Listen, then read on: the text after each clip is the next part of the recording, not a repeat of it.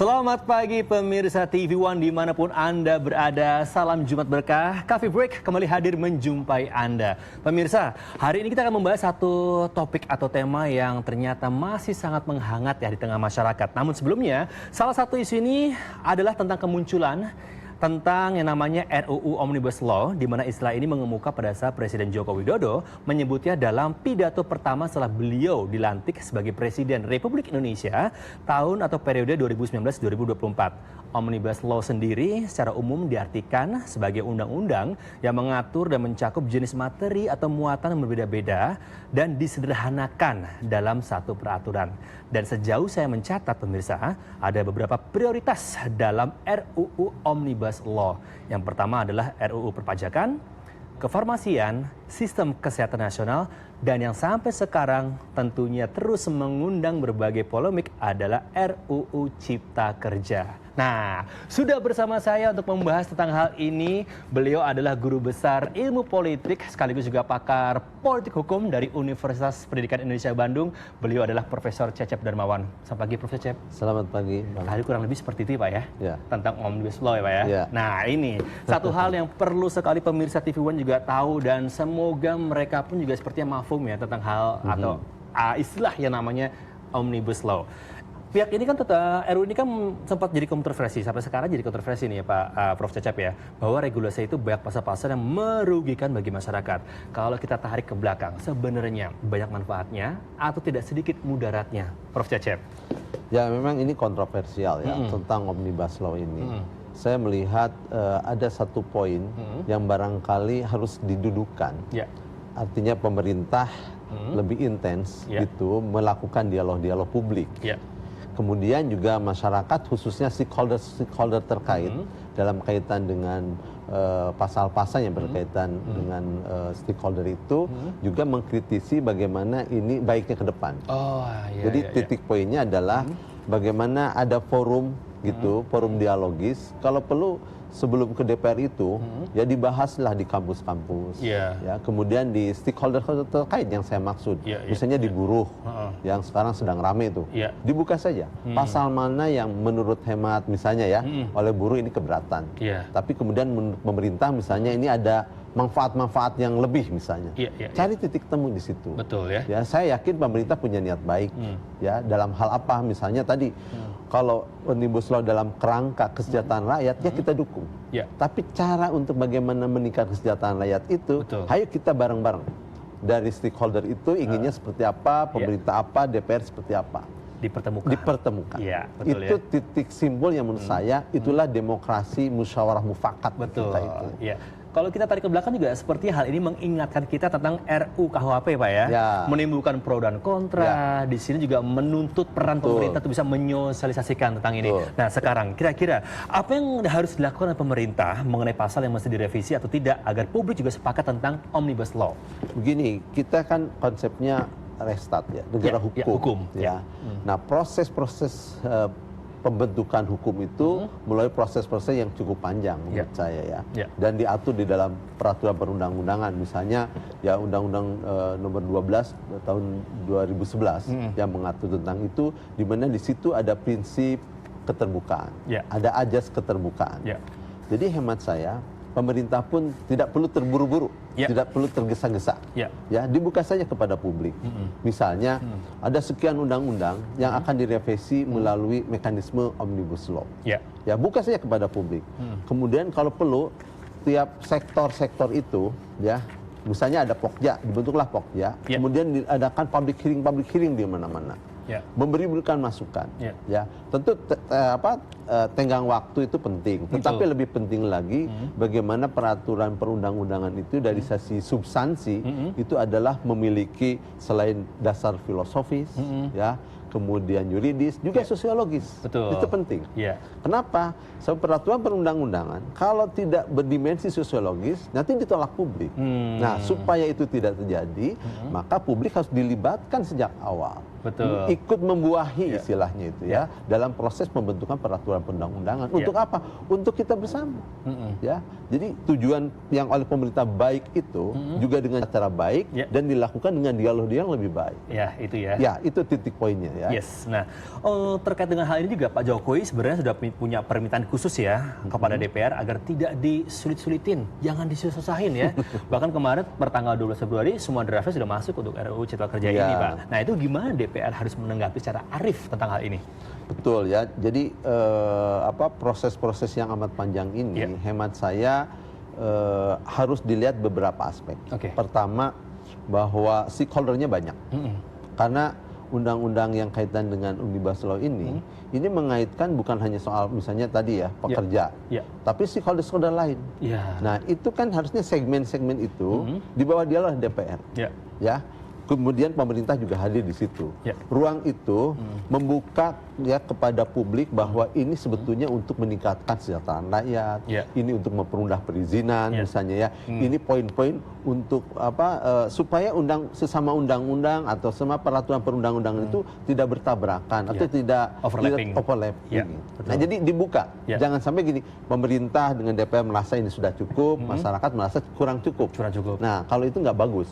Makanya ketemulah dalam sebuah forum itu pada pembahasan, kemudian itu menjadi pembuahan yang bareng-bareng ya di dalam proses peraturan perundang-undang itu, maka itulah aspek sosiologis, yuridis dan filosofis terjadi di situ. Satu hal sebelum kita break dulu nih Prof. Cecep ya, dari kacamata teman dari perspektif Prof. Cecep sendiri, bagaimana melihat keuntungan dari Omnibus Law?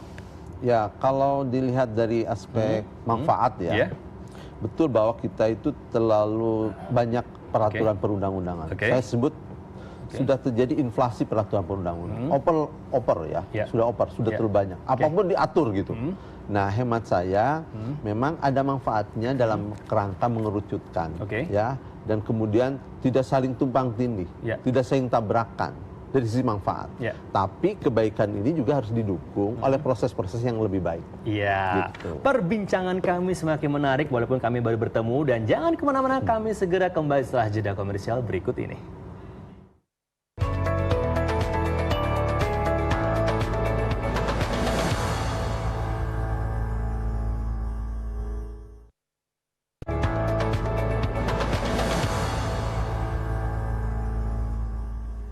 Terima kasih Anda masih bersama kami di Coffee Break TV One dan masih membicarakan tentang RUU Omnibus Law, atau mungkin Anda pun juga menyebutnya sebagai sapu jagat regulasi.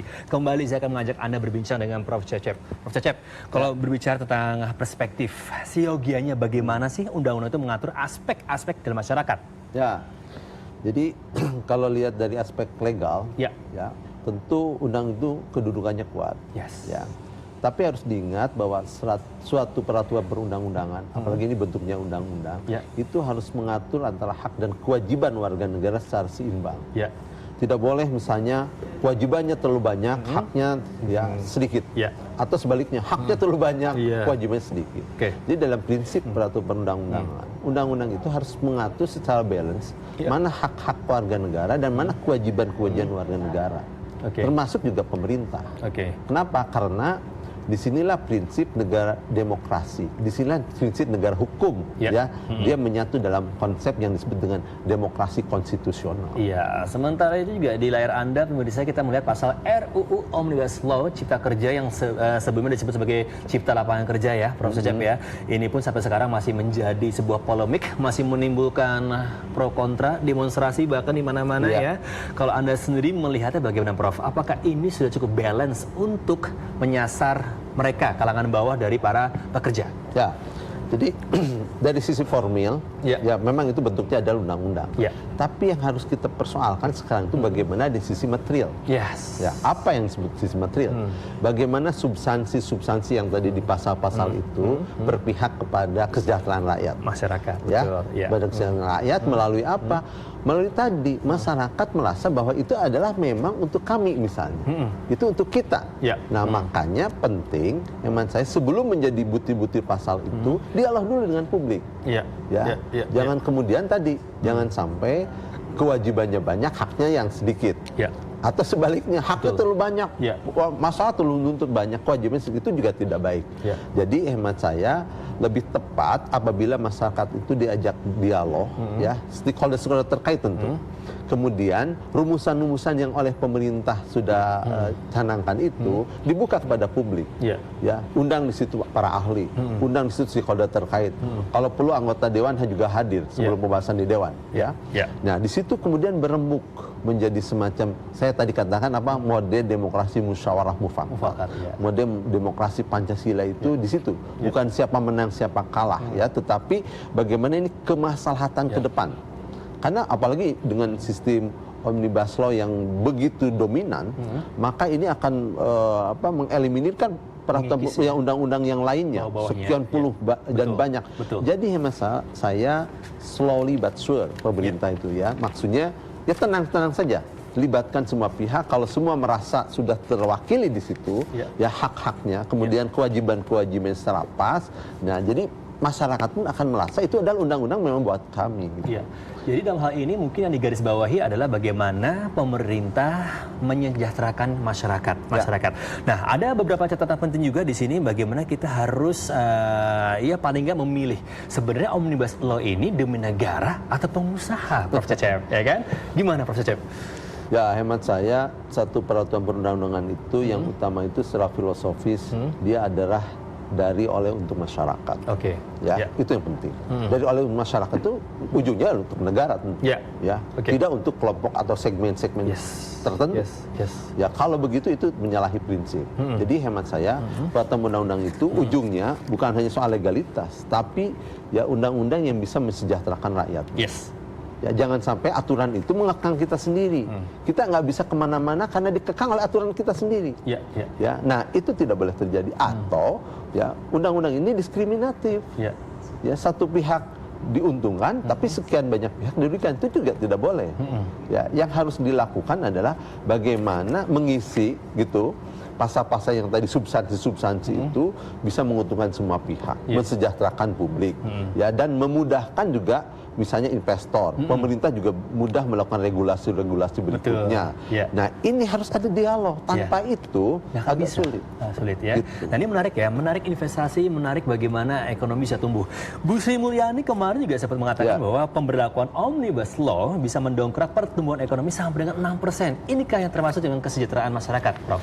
Ya, betul bahwa kalau itu dilakukan, itu kan pada itu ya, pada tujuan-tujuannya. Tapi tujuan baik itu harus juga dilakukan proses-proses yang lebih baik. Nah, itu. Jadi sebelum kita bicara itunya, prosesnya coba dibenahi dulu. Ya, supaya masyarakat terlibat, supaya masyarakat berpartisipasi, supaya masyarakat itu merasa pasal-pasal yang ada di substansi-substansi itu adalah miliknya masyarakat, yang bisa mensejahterakan dirinya. Jadi jangan satu perspektif. Nah, pemerintah juga menurut saya ya harus lebih terbuka, buka saja itu naskah akademiknya, pasal-pasalnya diuji publik di tadi ya para pakar di kampus, berbagai stakeholder terkait, kemudian rumuskan bersama. Setelah itu misalnya DPR memperkuat bagaimana ya dari perspektif legalitas, sosiologis, filosofis itu. Jadi undang-undang itu nanti akan menjadi milik semua, milik publik. Ya, dan bisa dilaksanakan. Kalau tidak, sebaik apapun undang-undang dirumuskan, kalau tidak didukung oleh masyarakat, undang-undang itu hanya semacam macan ompong, tidak mungkin dilaksanakan, wacana. Dan lebih parah lagi kalau misalnya ada gugatan. Kemudian Mahkamah Konstitusi membatalkan, kan sayang sekali. Sudah mahal, sudah itu waktu panjang, energi juga terbuang. Lebih baik kita tanda kutip gitu ya, berpanas-panas tanda kutip dari proses daripada nanti bermasalah di kemudian hari.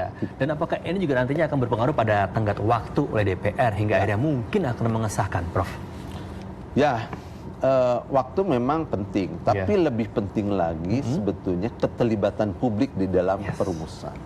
Jadi hemat saya duduk bareng itu untuk menghilangkan prasangka-prasangka yang kurang baik. Duduk bareng pemerintah, stakeholder, DPR dan para ahli di situ kita rumuskan untuk Indonesia yang lebih baik. ya iklim investasi itu penting, kesejahteraan rakyat juga penting, masyarakat itu penting disejahterakan, pemerintah juga bisa lebih tenang dalam ya melakukan regulasi, pengaturan soal investasi. Itu menurut saya itu bentuk musyawarah kita bersama. Jadi undang-undang itu bukan milik pemerintah dan DPR saja, tapi milik kita semua. Ya, harus dicatat bahwa undang-undang itu harus menjadi milik kita bersama. Ya, undang-undang adalah milik kita bersama. Jangan kemana-mana pemirsa Coffee Break TV One. Kami segera kembali setelah jeda komersial berikut ini.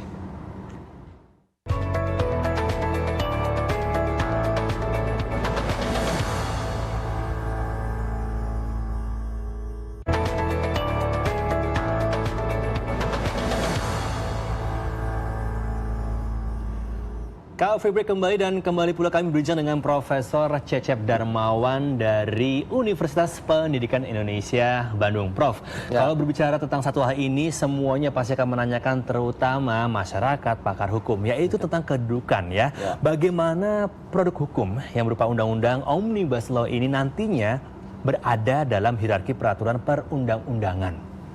Ya, kalau merujuk pada Undang-Undang Nomor 12 tahun 2011, maka kedudukannya itu ya undang-undang.